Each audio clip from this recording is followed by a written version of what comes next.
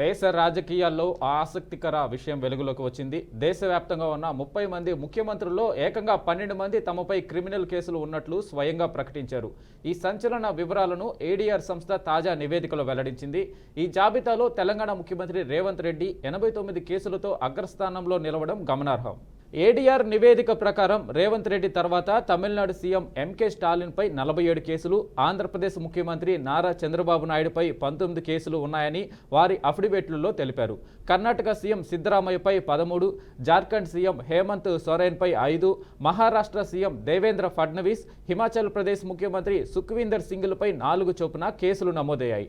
Kerala CM Pinarayi విజయన్పై 2, Punjab CM Bhagwant మాన్పై 1 criminal case ఉన్నట్లు ఏడీఆర్ స్పష్టం చేసింది. కేవలం కేసుల సంఖ్యే కాకుండా వాటి తీవ్రత కూడా ఆందోళన కలిగించే అంశం. ఈ జాబితాలోని కనీసం 10 మంది ముఖ్యమంత్రులపై హత్యాయత్నం, కిడ్నాపింగ్, అవినీతి వంటి తీవ్రమైన నేరారోపణలు ఉన్నాయని కూడా ఏడీఆర్ తన నివేదికలో తెలిపింది. ప్రస్తుత పరిస్థితుల్లో ఈ నివేదికకు రాజకీయంగా ప్రాధాన్యత ఏర్పడింది.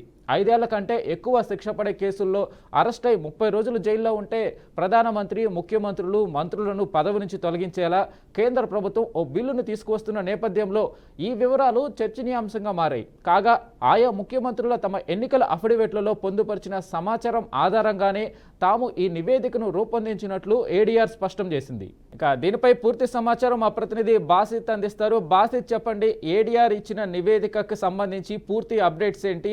దేని ఆధారంగా నివేదిక వచ్చింది? వెంకట్, దేశంలోని 40% ముఖ్యమంత్రులపై క్రిమినల్ కేసులు ఉన్నాయంటూ ఏడీఆర్ రిపోర్ట్ వెల్లడించడం జరిగింది. ఈ తాజా రిపోర్ట్ తో తీవ్ర సంచలనం చెప్తుంది. చంద్రబాబు నాయుడు, రేవంత్ రెడ్డి సహా 12 మంది ముఖ్యమంత్రులపై క్రిమినల్ కేసులు ఉన్నాయని చెప్పి వెల్లడించింది. ప్రస్తుతం అయితే మన దేశంలోని 30 మంది సిట్టింగ్ ముఖ్యమంత్రుల్లో 12 మంది నుండి 40% మంది పై క్రిమినల్ కేసులు ఉన్నట్లు association for democracy report ADR తన తాజా నివేదికలో పేర్కొనడం జరిగింది. ఎవరిపై ఎన్ని కేసులు ఉన్నాయంటే అది ఏడీఆర్ నివేదిక ప్రకారం అయితే ప్రస్తుతం తెలంగాణ ముఖ్యమంత్రి రేవంత్ రెడ్డిపై మన దేశంలోనే అత్యధికంగా 89 కేసులు ఉన్నాయి. ఆ తర్వాత తమిళనాడు సీఎం ఎంకే స్టాలిన్ పై 47 కేసులు నమోదయ్యాయి. ఆంధ్రప్రదేశ్ ముఖ్యమంత్రి చంద్రబాబు నాయుడుపై 19 కేసులు, కర్ణాటక చీఫ్ మినిస్టర్ సిద్ధరామయ్యపై 13 కేసులు, జార్ఖండ్ సీఎం హేమంత్ సోరెన్ పై 5 కేసులు ఉన్నాయన్నట్టు ఏడీఆర్ రిపోర్ట్ లో పేర్కొంది. ఇక మహారాష్ట్ర ముఖ్యమంత్రి దేవేంద్ర ఫడ్నవీస్, హిమాచల్ ప్రదేశ్ సీఎం సుఖ్వీందర్ సింగ్లపై కూడా 4 కేసులు ఉన్నాయని చెప్పి ఆ రిపోర్ట్ లో పేర్కొనడం జరిగింది. కేరళ చీఫ్ మినిస్టర్ పినరయి విజయన్ పై కూడా 2 కేసులు, పంజాబ్ ముఖ్యమంత్రి భగవంత్ మాన్ పై 1 క్రిమినల్ కేసు ఉందని చెప్పి ఆ రిపోర్ట్ లో వెల్లడించడం జరిగింది. ప్రస్తుతం అయితే పీఎం సీఎంలను తొలగించే బిల్లు తో పాటు బీజేపీ నేతృత్వంలోని ఎన్డీఏ ప్రభుత్వం పార్లమెంట్ లో కొత్తగా 3 బిల్లులను ప్రవేశపెట్టింది. అందులో తీవ్ర నేరారోపణలపై 30 రోజుల పాటు అరెస్ట్ అయిన ప్రధానమంత్రి, ముఖ్యమంత్రులు తొలగించే నిబంధనలు చేర్చారు. అయితే దీనిని కాంగ్రెస్ నేతృత్వంలో ఇండియా కూటమి సహా పలు విపక్ష పార్టీలు కూడా వ్యతిరేకిస్తున్నాయి. ఇటువంటి తరుణంలో ఏడీఆర్ రిపోర్టు మన దేశంలోనే 40% మంది సీఎంలపై క్రిమినల్ కేసులు ఉన్నాయని చెప్పడం అది గమనార్హంగా ఉంది. ఏడీఆర్ నివేదిక ప్రకారం దేశంలోని 10 మంది లేదా 33% మంది ముఖ్యమంత్రులు తమపై తీవ్రమైన కేసులు, క్రిమినల్ కేసులు ఉన్నాయని చెప్పి ప్రస్తుతం ప్రకటించడం జరిగింది. వాటిలో హత్యాయత్నం, కిడ్నాప్, లంచం మరియు క్రిమినల్ బెదిరింపులకు సంబంధించిన కేసులు ఉండడం గమనార్హంగా ఉంది. ప్రస్తుతం అయితే ఈ నివేదిక మాత్రం సంచలనం సృష్టిస్తుంది. వెంకట్, అయితే ఏదైతే బిల్లు ఏదైతే సీఎంలని కానీ పిఎంఎల్ని కానీ ఏదైతే మంత్రులను కూడా తొలగించే ఈ బిల్లు కోసమే ఈ నివేదిక బయటకు వచ్చినట్టు అనుకోవచ్చా? కేవలం ఇప్పుడు ఏడీఆర్ బయట పెట్టడం వెనక గల కారణాలు ఏంటి? దీనిపై ప్రతిపక్ష నేతలు ఏమైనా స్పందించడం జరిగిందా? వెంకట్, ప్రస్తుతం అయితే రాజకీయాల్లో చాలా విషయాలు వెలుగులోకి వస్తున్నాయి. ఈ బిల్లులు పెట్టడం వెనుక కేంద్ర ప్రభుత్వం ఎలాంటి అడుగులు వేస్తుందని చెప్పడానికి కూడా ఇవి ముఖ్య కారణం.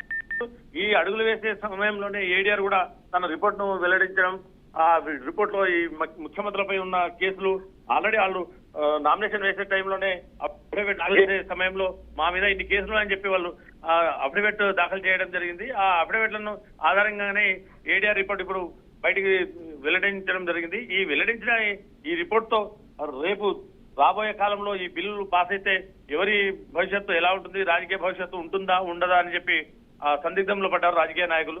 వెంకట్, అయితే ఏదైతే కేంద్ర బీజేపీ పాలిత ప్రాంతాలకు సంబంధించి ముఖ్యమంత్రులకి కూడా ఈ అఫిడవిట్కి సంబంధించి ఏడీఆర్ నివేదిక బయట పెట్టడం జరిగిందా? కేవలం ప్రతిపక్ష నేతల మీదనే ఈ అఫిడవిట్కి సంబంధించిన వివరాలు బయటకు రావడం జరిగిందా? దీనికి సంబంధించిన పారదర్శకతకి సంబంధించి ఏమైనా స్పందించడం జరిగిందా నేతలు?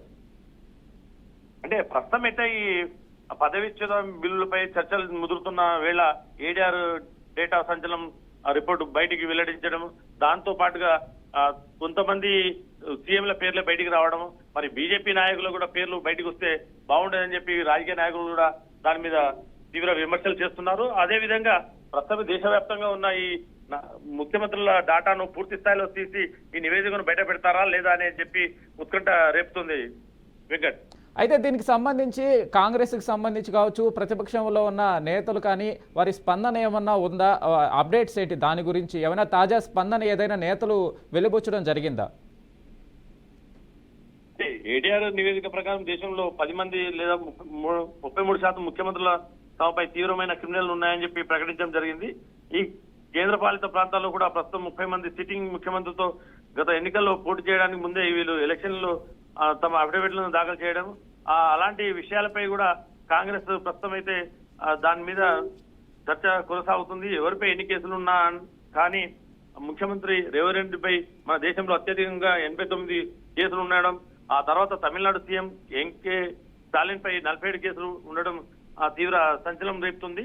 ప్రస్తుతం అయితే ఈ కేసుల వెనకాల అసలు వాస్తవానికి ఈ రిపోర్ట్ ఇప్పుడే రావడం తో ప్రస్తుతం అయితే కాంగ్రెస్ నాయకుల్లో చర్చ మొదలైంది. అసలు దీన్ని వ్యతిరేకించాలా, ఏ విధంగా దాని మీద ముందుకెళ్లాలని చెప్పి కూడా వాళ్ళు సమావేశాలు అవుతున్నట్టు సమాచారం అందుతుంది Venkat. Right Basit, thank you.